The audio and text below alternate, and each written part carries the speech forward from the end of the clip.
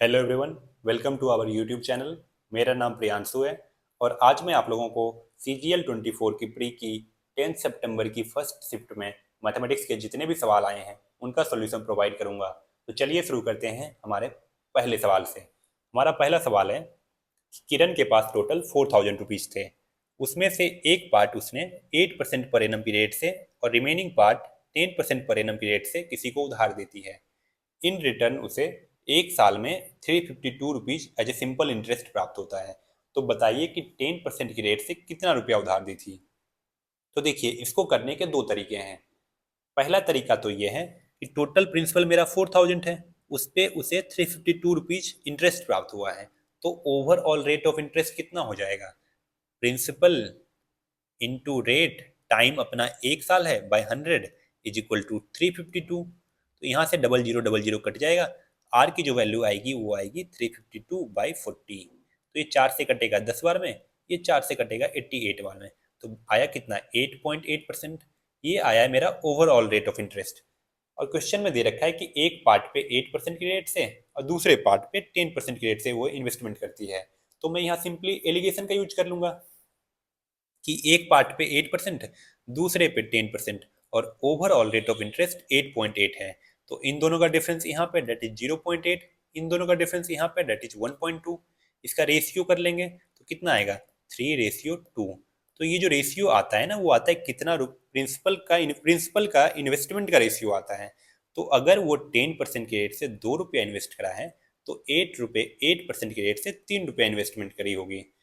तो मेरा total investment कितना है? यहाँ पे तो 5 रुपया है और यहाँ क्वेश्चन में क्या है? 4000। तो 5 की वैल्यू 4000। तो एक की वैल्यू कितनी? एक की वैल्यू 800।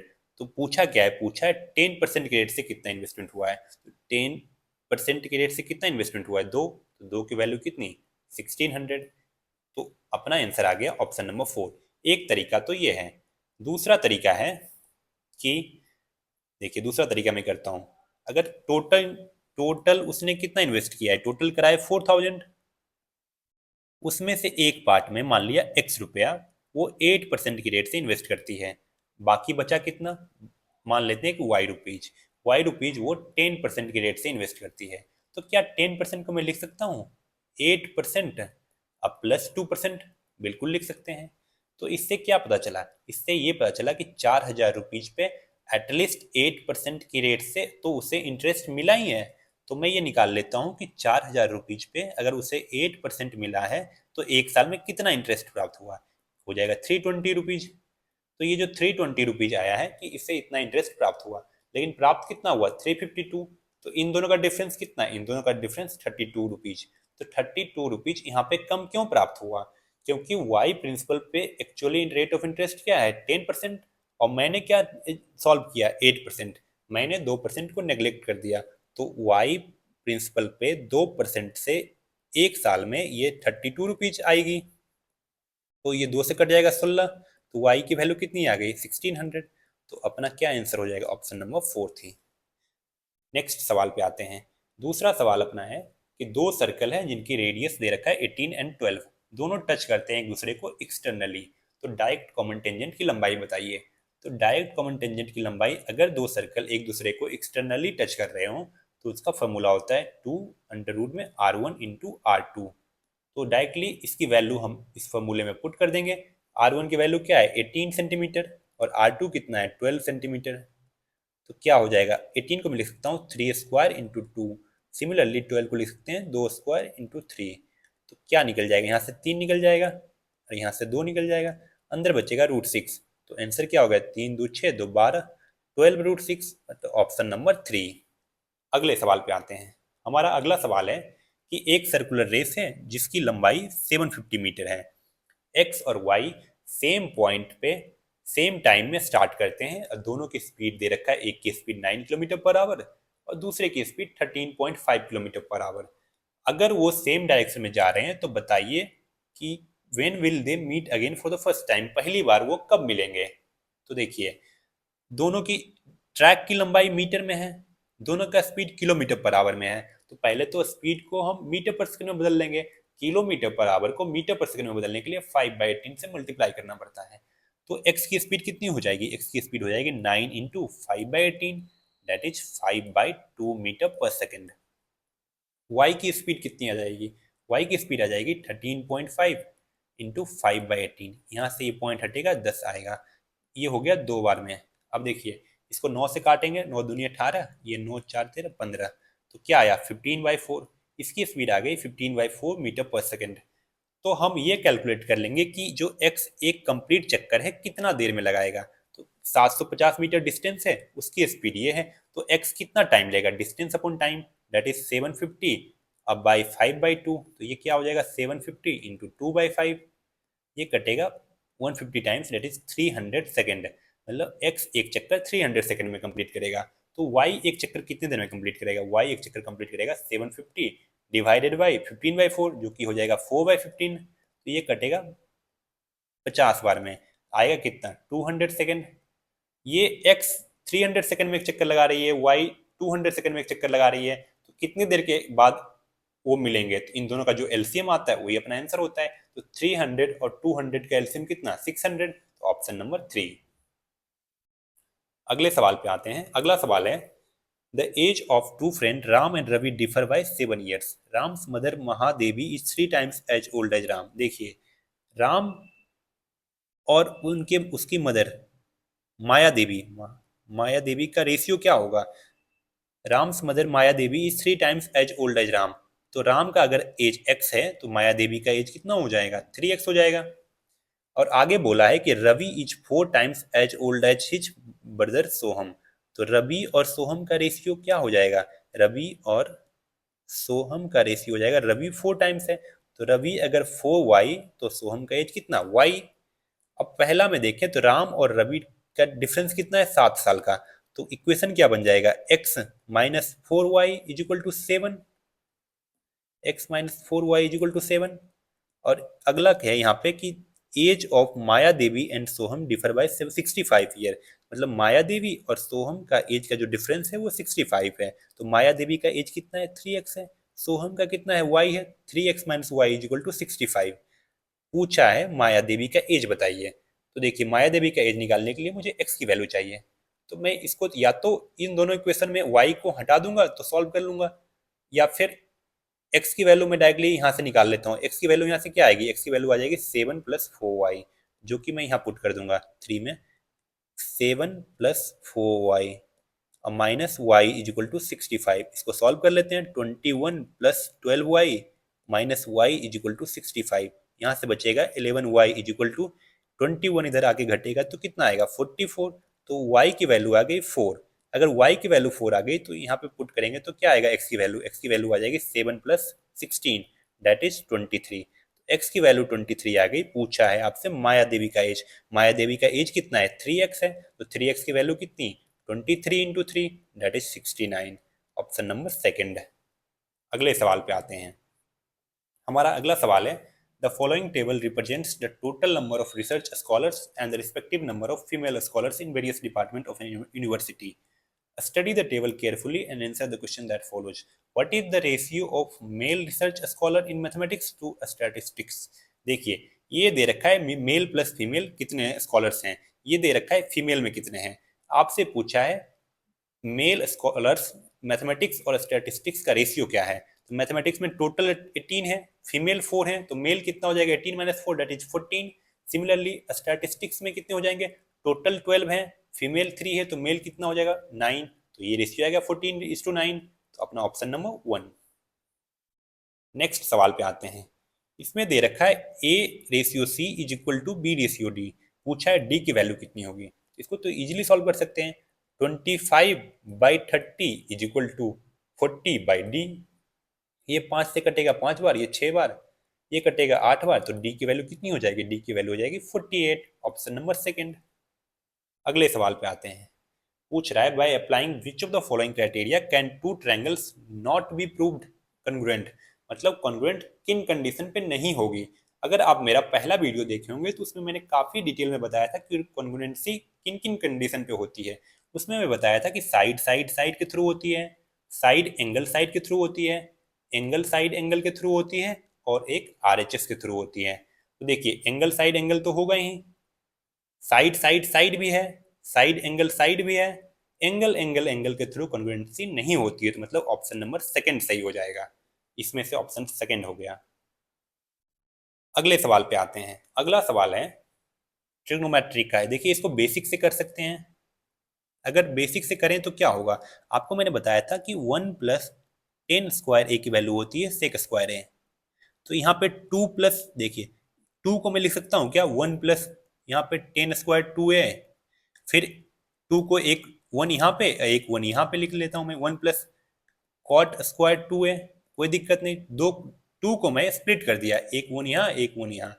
सिमिलरली बाई नीचे क्या है, sec² और cosec²। 1 + 10² 2a क्या हो जाएगा, हो जाएगा sec² 2a। Similarly 1 + cot² 2a क्या हो जाएगी, cosec² 2a। और नीचे क्या है, नीचे है sec² और cosec²। sec² 2a की वैल्यू होती है 1/cos² 2a और प्लस cosec² 2a की sin² 2a, 1/sin² 2a। नीचे तो सेम चल ही रहा है जो है, तो ऊपर सॉल्व करने पे क्या आएगा, ऊपर आ जाएगा cos² 2a into sin² 2a और यहाँ पे sin² 2a plus cos² 2a और नीचे सेम वही sec² and cosec² sin² 2a plus cos² 2a की वैल्यू होती है 1 और नीचे है cos² 2a into sin² 2a और ये sec² इंटू cosec² बाई 1 है, ये पलट के हो जाएगा 1/sec² into cosec²। cos² 2a sec का रेसिप्रोकल होता है, तो ये क्या हो जाएगा sec² 2a into similarly sin² 2a के लिख सकते हैं cosec² 2a और डिनोमिनेटर में अपना है sec² इंटू cosec²। ये इसका पावर कट कर देगा तो बचेगा क्या, sec² इंटू cosec²। ये अपना आंसर हो जाएगा। लेकिन ऑप्शन में कोई भी ऐसा नहीं है, तो ये ऑप्शन जो दे रखा है वो गलत दे रखा है। या फिर आप इसको वैल्यू पुटिंग से भी कर सकते हैं। वैल्यू पुटिंग से कैसे करेंगे कि मैं मान लूंगा ए की वैल्यू है 22.5, तो अगर ए की वैल्यू 22.5 है तो 2a की वैल्यू कितनी हो जाएगी 45। तो क्या हो जाएगा 2 + 10 45 कितना होता है 1, तो 10² 45 भी 1 होगा। सिमिलरली cot 45 1 होता है तो cot² 45 भी 1 हो जाएगा। sec² कितना, sec 45 की वैल्यू कितनी √2, तो √2। सिमिलरली cosec 45 की वैल्यू भी √2, तो क्या बचेगा 4/2 दैट इज 2। तो देखिए इसको मैच करें तो क्या आंसर सेम आ रहा है। अगर देखिए ऑप्शन सही रहता तो आप ऑप्शन में ए की वैल्यू 22.5 डालते, जो मैच कर जाता, जो अपना रिजल्ट 2 देता वही सही होता। लेकिन यहाँ तो ऑप्शन ही गलत दे रखे हैं। अब देखिए जो मेरा ये आंसर आया, क्या ये सेम 2 वैल्यू दे रहा है, तो बिल्कुल देगी। ए की वैल्यू मैंने 22.5 माना है, तो sec² कितना हो जाएगा sec 45, तो √2। सिमिलरली cosec² कितना cosec 45 दैट इज √2, तो √2 इंटू √2 2 देगा, दो दो मैच कर गया, तो अपना ये आंसर होगा। ऑप्शन जो दे रखे हैं वो गलत हैं। नेक्स्ट सवाल पे आते हैं। हमारा अगला सवाल है X Y and Z are 3 points on a plane with X Y is equal to 11 centimetre, Y Z is equal to 13 centimetre and X Z is equal to 24 centimetre. The number of circle that travels through point X Y and Z. देखिए इसमें x Y Z 3 point है जो कि same plane में है। देखिए x Y की लंबाई दे रखी है 11 सेंटीमीटर और वाई जेड की लंबाई दे रखी है 13 सेंटीमीटर और एक्स जेड की लंबाई 24, मतलब ये सीधी लाइन है एक। तो अगर ये पूछ रहा है आपको इन 3 पॉइंट से एक कितना सर्कल ड्रॉ कर सकते हैं, तो इन सिंस ये तीनों पॉइंट एक लाइन में है तो इससे एक भी सर्कल ड्रॉ नहीं हो सकता है। एक भी सर्कल ऐसा ड्रॉ नहीं कर सकते जो ये तीनों पॉइंट से क्रॉस करे, तो अपना आंसर हो जाएगा 0। नेक्स्ट सवाल पे आते हैं। नेक्स्ट है अपना सिंप्लीफिकेशन का, तो इसको सॉल्व करते हैं। क्या बचेगा 15 डिवाइडेड बाई 3 ऑफ 2 क्या 6 इंटू 2 अब plus 9 divided by 36 into 4 minus 1/2 into 2, ये हो जाएगा। यहाँ पे क्या बचेगा 15/6 इंटू 2 अब प्लस 9/36 इंटू 4 अब माइनस यहाँ पे हो जाएगा 1। तो ये कटेगा 3 बार में बचेगा 5, ये कटेगा 9 बार में बचेगा 1 और -1। अपना आंसर आ गया 5, that is option number 2। Simple सा सवाल था। अब देखिए अगला सवाल है, if on a marked price the difference between selling price with a discount of 65% and two successive discount of 30% and 40% is 105, तो मार्क प्राइस की वैल्यू बताइए। बोला अगर मार्क प्राइस पे एक बार में अगर इस तरह से 65% डिस्काउंट दें और दूसरे दूसरे तरीके से 30% एंड 40% का सक्सेसिव डिस्काउंट दें, तो दोनों की जो सेलिंग प्राइस आ रही है ना उसका डिफरेंस 105 है। तो बताइए मार्क प्राइस कितनी है। तो देखिए एक तो तरीका अपना है कि मार्क प्राइस में मान लो 100, तो अगर डिस्काउंट 65 का मिला है तो कितना का डिस्काउंट मिला है, 65 का, 65% डिस्काउंट मिला है तो कितना का डिस्काउंट मिला है। आपको बोला क्या है, डिफरेंस बिटवीन सेलिंग प्राइस, तो अगर 65% का डिस्काउंट मिला है तो सेलिंग प्राइस कितनी हो जाएगी, सेलिंग प्राइस हो जाएगी 100 into 35/100, that is selling price first case में 35%। दूसरा बार में क्या बोला है, 30% एंड 40% का सक्सेसिव डिस्काउंट है, तो अगर 100% पे 30% का डिस्काउंट देंगे तो सेलिंग प्राइस क्या आएगी, 70। सिमिलरली 40%, इस पे अब 40% का डिस्काउंट देंगे तो सेलिंग प्राइस क्या आएगी, 70 इंटू 60/100, दैट इज 42। तो इस केस में अपना सेलिंग प्राइस आया 42, इस केस में सेलिंग प्राइस आया 35। इन दोनों का डिफरेंस कितना है, दोनों का डिफरेंस है 42 माइनस 35, 7 रुपीज का। यहाँ पे क्वेश्चन में क्या दे रखा है, 105 का, तो 7 की वैल्यू 105, तो एक की वैल्यू कितना, 105/7, दैट इज 15। तो पूछा है आपसे मार्क्ड प्राइस बताइए, मार्क्ड प्राइस है कितना 100, तो 100 की वैल्यू कितनी 15 इंटू 100, जो कि आएगी 1500, अपना ऑप्शन नंबर 3। अगले सवाल पे आते हैं। अगला सवाल है, a pole 10 metre long rest slantly against a vertical wall A B making an angle 30 degree with the horizontal, find how far the foot of the pole is from the wall. देखिए एक इसमें 10 metre का पोल है, ये 10 metre का, जो कि एक वॉल के सहारे, ए बी जो वॉल है उसके सहारे खड़ी है। ये पोल हॉरिजॉन्टल के साथ 30 डिग्री का एंगल बनाती है। तो बताइए ये जो पोल है इस वॉल के दीवार से कितनी दूरी पे खड़ी है, मतलब इसका डिस्टेंस पूछा है। अगर मैं इसको सी डिनोट करूं तो बीसी की लंबाई पूछी है। तो एक तो तरीका है सिंपल सी कि मैं इसमें क्या cos 30 लगा दूं, कि cos 30 की वैल्यू कितनी, इस एंगल के लिए ये साइड परपेंडिकुलर होता है, ये बेस और ये तो हाइपोटेनस होगा ही। cos 30 की वैल्यू कितनी होती है, cos 30 की वैल्यू होती है √3/2, और cos का फॉर्मूला क्या होता है b/h, तो b अपना क्या है bc, और h कितना है 10, तो bc की लंबाई कितनी हो जाएगी, लंबाई हो जाएगी 5√3, तो 5√3 अपना आंसर हो गया। एक तरीका तो ये है, और दूसरा तरीका है, दूसरा तरीका भी कुछ इसी तरीके से है कि देखिए ये वॉल है, अगर कोई यहाँ पे 30 डिग्री एंगल बनाता है, ये 90 है, तो ये तो ऑटोमेटिकली 60 होगा। अब आप बताइए 30 डिग्री बना है या 60 डिग्री बना है, 60 डिग्री बना है, तो आप याद करने के लिए ये कर सकते हैं कि 60 डिग्री के सामने वाला जो रेस साइड होता है उसकी लंबाई अगर √3 है, तो 30 डिग्री वाले के सामने की लंबाई 1 होगी, और ये 90 डिग्री है तो अपना इसकी लंबाई कितनी 2 हो जाएगी। तो ये रेशियो आपको याद ध्यान रखना होता है। भाई इसको याद करने के लिए मैं बता दिया कि 60 डिग्री बड़ी है 30 डिग्री से, तो उसके बाद सामने वाले साइड की लंबाई बड़ी होगी, तो √3 बड़ा है एक से, तो √3 इधर और एक इधर, तो √3 अगर ये हो गया एक ये हो गया तो इसकी लंबाई 2 आ जाएगी। और आपको दे रखा है पोल की लंबाई दे रखी है, मतलब इसकी लंबाई दे रखी है, तो इसका रेशियो में वैल्यू कितना 2, तो 2 की वैल्यू 10, तो एक की वैल्यू कितनी, एक की वैल्यू 5। आपसे पूछा है इस साइड की लंबाई, तो इसकी रेशियो में वैल्यू कितनी √3, तो √3 का वैल्यू कितना 5√3, मतलब अपना ऑप्शन नंबर सेकंड हो जाएगा। अगले सवाल पे आते हैं। अगला सवाल है, the bar graph below shows the sale of books from 6 school during the consecutive year 13 and 14, what percent of the average sale of the school ABC in 2014 is the average sale of school ACF in 13। देखिए इसमें कितना किताबें cell कर रहा है 2013 में और 2014 में वो दे रखा है। पूछा है कि ACF स्कूल द्वारा 2013 में जो बुक सेल हुआ है उसका एवरेज कितना परसेंट है ABC में जो 2014 में सेल हुआ है उसके एवरेज से। देखिए इसमें एवरेज निकालने की कोई जरूरत नहीं है, क्योंकि इसमें भी 3 से डिवाइड करना पड़ेगा एवरेज निकालने के लिए, इसमें भी 3 से डिवाइड करना पड़ेगा। सिंस परसेंटेज निकालना है तो 3 और 3 तो कट ही जाएगा ना, तो हम डायरेक्टली सिर्फ सम कर लेंगे, एवरेज निकालने की कोई जरूरत नहीं है। तो ACF का 2013 का डाटा चाहिए, 13 डिनोट कर रहा है ब्लू से, तो A C और F का, तो A कितना है 50 है, C कितना है 60 है, तो 110, और F कितना है, F है 40, तो तीनों का सम हो जाएगा 150। ये बोला है कि कितना परसेंट है ए बी सी का 2014 के डाटा से। तो A B C 2014, A B C ये कितना, ये 70 है, ये 35 है दैट इज 105, और ये कितना 80, तो 185। तो इन दोनों ये इसका कितना परसेंट है ये पूछ रहा है। सिंपली सॉल्व कर लेंगे, 150 डिवाइडेड बाई 185 इंटू 100। तो ये कटेगा 5 से, 5 3 15, 37 टाइम्स, ये बचेगा 30 बार में। तो क्या हो गया, 3000 बटे 37। अब इसको सॉल्व करेंगे तो देखिए, सॉल्व कर लेते हैं।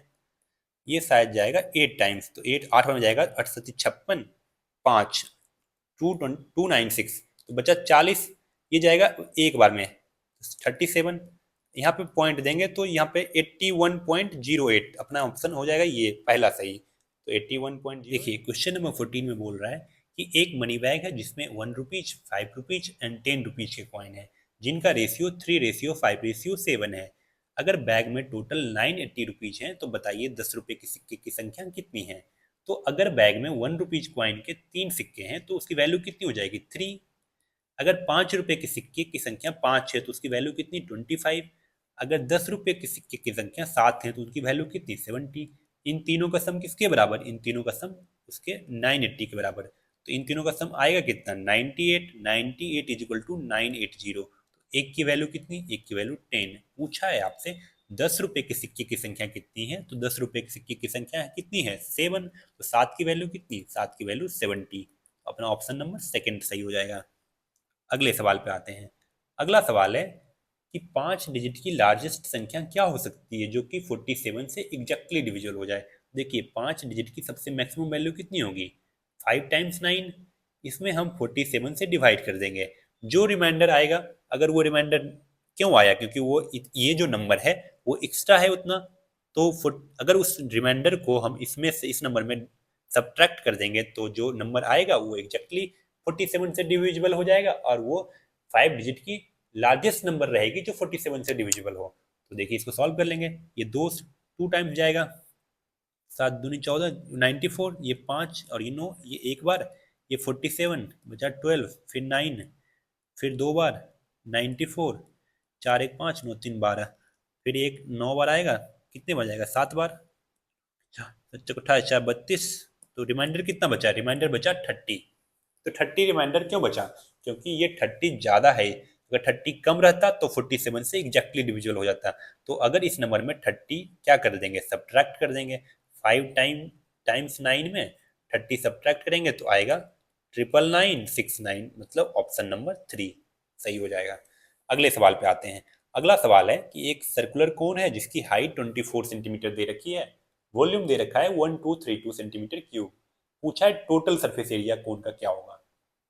तो देखिए, वॉल्यूम का फॉर्मूला क्या होता है, 1/3 पाई r² h, मतलब 1/3 इंटू 22/7 इंटू r²। हाइट दे रखी है अपनी कितनी, 24, इज इक्वल टू 1232। ये देखिए कट जाएगा 8 बार में। ये 8 से कटेगा कितने बार, 8 4 12, 8 5 40, 8 चौक 32, इतने बार में। ये काट देगी इसको 7 बार में। तो r² की वैल्यू कितनी आ गई, 7 इंटू 7। तो r की वैल्यू कितनी, 7। तो देखिए, हमें रेडियस पता चल गया, हमें हाइट पता चल गया। हाइट तो दे रखी थी, ये सर्कुलर कोन है, रेडियस अपना 7 है, हाइट 24 है, और ये एंगल 90 बनाता है। तो ये स्लैंट हाइट जो जिसको हम एल से डिनोट करते हैं उसकी वैल्यू क्या आ जाएगी, 25 बाय पाइथागोरस थ्योरम। तो इसको सॉल्व कर लेंगे। टोटल सरफेस एरिया का फॉर्मूला क्या होता है, pi r l plus pi r square. क्या होता है फॉर्मूला, पाई आर ब्रैकेट में एल प्लस आर। तो पाई की वैल्यू कितनी, 22/7, रेडियस कितना 7, और एल की लंबाई कितनी 25, और आर की लंबाई 7, तो 25 प्लस 7 कितना 32। तो 7 से 7 बार कट जाएगा। तो 32 इंटू 22 कितना हो जाएगा, 32 इंटू 22, 22×2 = 44, बच गया 4, 22×3 = 66, 470, 704, ऑप्शन नंबर सेकंड है। अगले सवाल पे आते हैं। अगला सवाल में बोला है कि अगर t की वैल्यू 0 डिग्री से 90 डिग्री के बीच में हो तो कौन सा स्टेटमेंट हमारा करेक्ट होगा। देखिए, नीचे ऑप्शन जो दे रखा है साइन और कॉस में दे रखा है, साइन की वैल्यू और कॉस की वैल्यू। तो मुझे पता होना चाहिए कि 0 डिग्री से 90 डिग्री के बीच में साइन और कॉस किस तरह वैरी करता है। तो देखिए, ये 0 डिग्री, ये 30, ये 45, ये 60, ये 90 डिग्री। अगर साइन और कॉस, साइन अगर जीरो है तो उसकी वैल्यू जीरो होती है, 30 डिग्री पे 1/2 होती है, 45 पे 1/√2 होती है, 60 पे √3/2 होती है, 90 पे 1 होती है। सिमिलरली कॉस जीरो 1 देता है, कॉस 30 √3/2, कॉस 45 1/√2, कॉस 60 1/2 और कॉस 90 जीरो। अगर आप ध्यान से देखें तो 45 डिग्री पे दोनों की वैल्यू बराबर होती है। और और क्या होता है कि साइन अगर डिग्री की वैल्यू जीरो से लेकर, अगर मान लीजिए यहाँ टी डिनोट किया है, तो अगर एंगल जो है वो अगर 0 से 45 के बीच में है तो क्या होगा, उस केस में कॉस बड़ा होता है। देखिए देखिए 0 डिग्री पे साइन जीरो रिजल्ट देता है, सिमिलरली कॉस जीरो पे 1 देता है, और 30 डिग्री पे साइन 1/2 देती है, और 30 डिग्री पे कॉस √3/2 देती है। तो अगर एंगल 0 से 45 के बीच में हो तो कॉस की जो वैल्यू आएगी वो बड़ी होती है साइन के मुकाबले। सिमिलरली अब 45 पे क्या होता है, 45 पे साइन और कॉस बराबर होते हैं। अगर डिग्री की वैल्यू 45 से बड़ा और 90 से छोटा हो, 45 से बड़ा और 90 से छोटा हो तो क्या होगा, यहाँ पे देखिए साइन 90 1 देता है, साइन और कॉस 90 जीरो देता है, और सिमिलरली साइन 60 √3/2 देती है और कॉस 60 1/2 देती है। इसका मतलब 60 और 90 में साइन की वैल्यू बड़ी है, कॉस छोटा है। तो अगर एंगल 45 से बड़ी और 90 से छोटी हो तो साइन की वैल्यू जो होगी वो बड़ी होगी, किससे, कॉस से। तो अब अगर ऑप्शन देखें तो क्या बोला है कि अगर टी 45 है तो sine t not equal to cos t. मैंने क्या देखा कि अगर 45 है तो दोनों की वैल्यू बराबर होती है, यहाँ दे रखा है बराबर नहीं है तो ये कट जाएगा। इसमें क्या दे रखा है कि अगर टी 45 से कम है, मतलब अगर एंगल 45 से कम है तो साइन बड़ा होता है, लेकिन यहाँ से क्या पता चला कि अगर 45 से कम है तो कॉस बड़ा होता है ना कि साइन। तो ऑप्शन नंबर 2 भी कट जाएगा। थर्ड ऑप्शन है कि अगर टी की वैल्यू 45 से कम है तो कॉस बड़ा होता है, साइन छोटा होता है। ये तो दिख रहा है कि अगर टी की वैल्यू 45 से कम है तो कॉस बड़ा है, साइन छोटा है, तो ऑप्शन नंबर 3 सही हो जाएगा। ऑप्शन 4 में बोला है कि अगर टी की वैल्यू 45 से बड़ी है, मतलब ये वाला केस, अगर 45 से बड़ी है, इस केस में क्या होता है, साइन बड़ा होता है, कॉस छोटा। लेकिन इसमें दे रखा है साइन छोटा कॉस बड़ा, तो ये भी गलत हो जाएगा, मतलब ऑप्शन नंबर 3 सही है। अगले सवाल पे आते हैं। अगला सवाल है कि Ramesh purchased some item from a dealer on 19th November 2019. The bill generated was for 5,480. He had also purchased some items on 10th November 2019 having the bill value of 9800. He cleared both the bills this time and paid the total amount in cash. If the dealer gives a scheme of 2% discount on payment done within 10 days and 5% for the payment made in cash at the time of purchase, then find the amount paid by Ramesh on 19th November. देखिए इसमें बोला है कि रमेश 19 नवंबर को कुछ खरीदारी करता है और जो बिल जनरेट होता है उसकी वैल्यू है 5,480।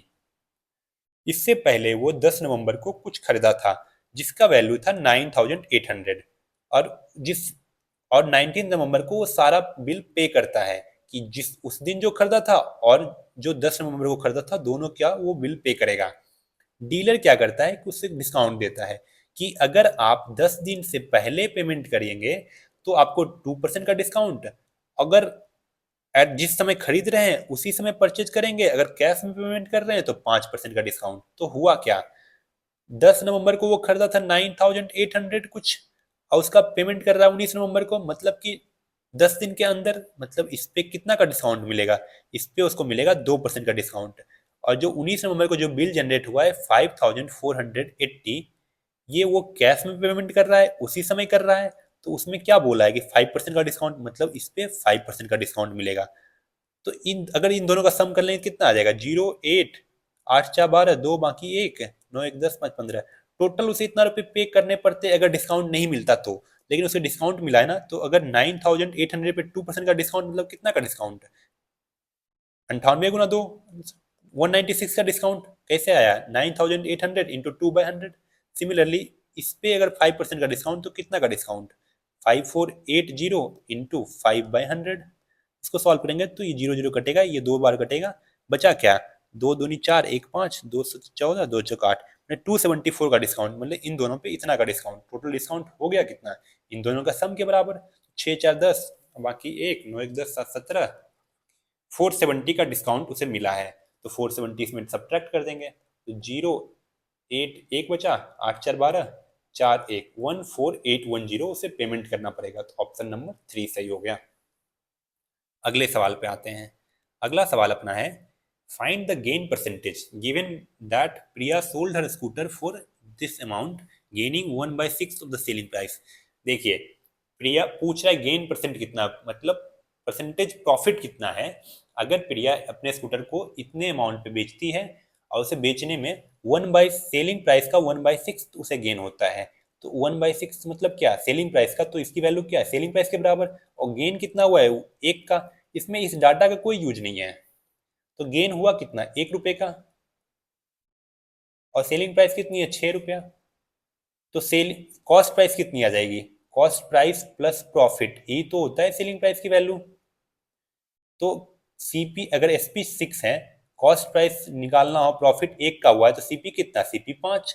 प्रॉफिट परसेंट पूछा है, तो प्रॉफिट परसेंट कितना, प्रॉफिट जो कि 1/सीपी इंटू 100, दैट इज 20% का प्रॉफिट। तो गेन प्रॉफिट कितना, 20%, ऑप्शन नंबर 1।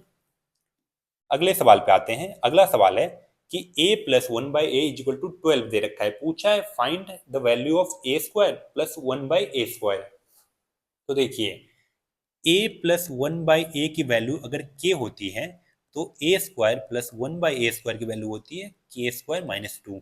यहाँ पे a प्लस 1/a की वैल्यू दे रखी है 12, तो a² प्लस 1/a² की वैल्यू क्या हो जाएगी, 12 का स्क्वायर।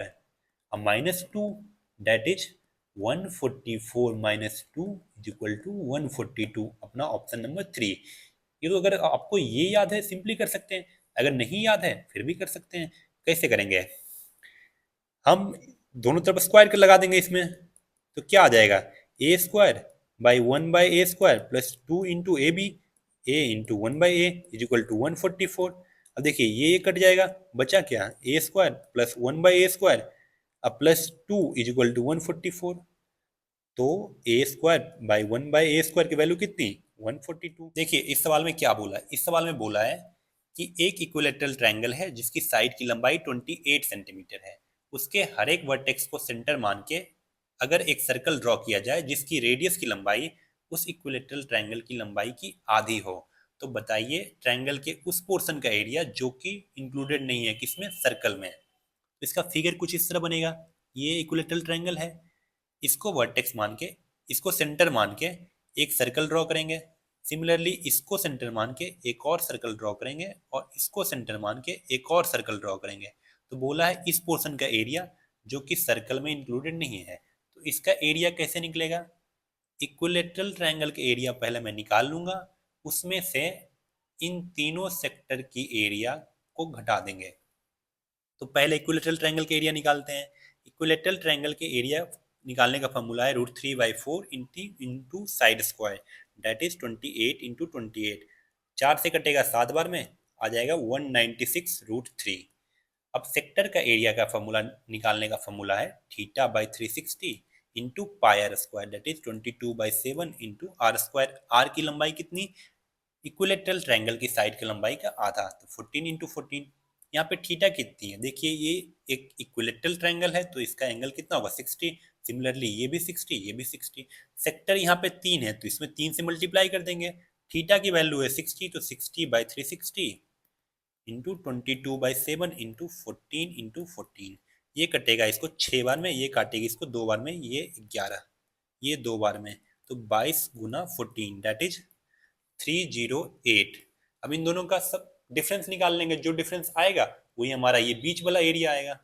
डिफरेंस निकाल लेते हैं, पहले तो इसको सॉल्व करते हैं। 196 इंटू 1.73, ये जाएगा 18, 28 5 42 3 67 7 6 13 691, तो 8 10 7 1 8 6 14 5 19 13 339.08, इसका मल्टीप्लाई करने पे आया इतना, इसमें से 308 सब्ट्रैक्ट कर देंगे जो कि आएगा 31.08, मतलब अपना आंसर हो गया ऑप्शन नंबर 3।